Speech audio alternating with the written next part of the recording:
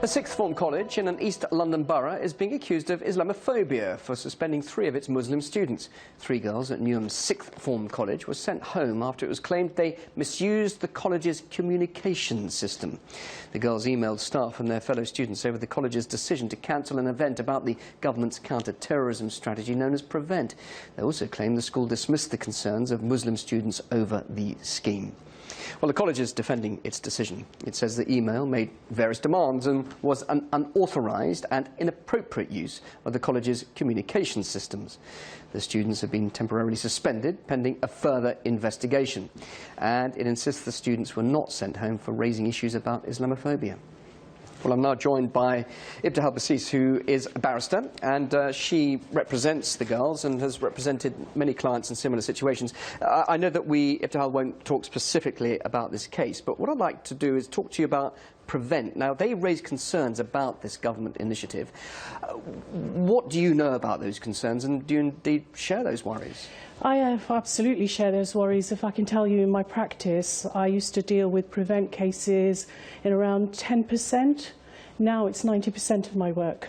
I've been referred cases in which children have been reported to PREVENT officers for simply wearing their trousers too short.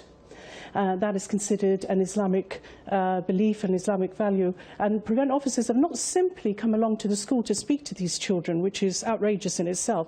They've gone to their parents' homes, asking them questions about... Let's make it clear, the main goal of PREVENT is to see if there are any signs of radicalisation and extremism amongst youngsters at schools. Well, we say that, but what is the definition of extremism? And Theresa May, who proposed the Counter-Terrorism and Security Act of 2015, which encapsulates the PREVENT strategy in it, wasn't able to define it herself recently on a radio show. And it basically comes down to this. The PREVENT strategy, and I'm using the government narrative here, it is to prevent extremist ideas that form part of a terrorist narrative. Now, that does not mean that forms terrorism or that forms part of terrorism, but that forms part of a terrorist narrative. And from what I can see, from what is being reported to me in the cases that I can see, is the more Islamic you are, the more you are prone to this terrorist narrative that no one can define. So you're saying, in a way, there's discrimination in the name of national security? Absolutely, absolutely. That's exactly what's going on. It's being, in effect, over-interpreted? You mean that people are taking extreme understanding, or I should say misunderstandings, of maybe a child's behaviour, and that's what is the crux of the problem? Well, the government are the extremists here. I mean, we are monitoring children as young as 2.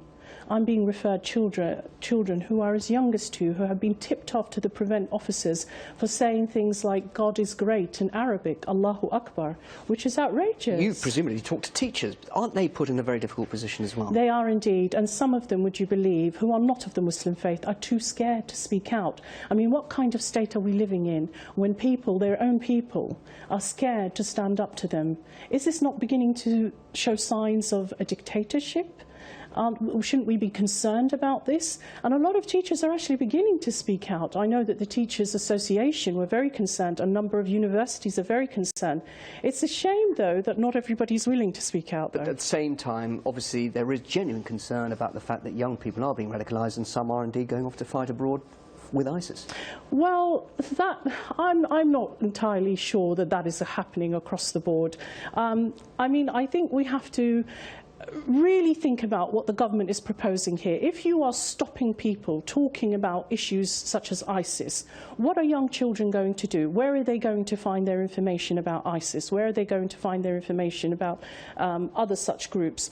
Aren't they going to look elsewhere? The only people that are not allowed to discuss these issues are Muslims themselves. Our mosques are being monitored. Children as young as 2 is being monitored. I mean, it's a very worrying trend. Ibtihal, thank you very much indeed for joining us. Thank you for having me.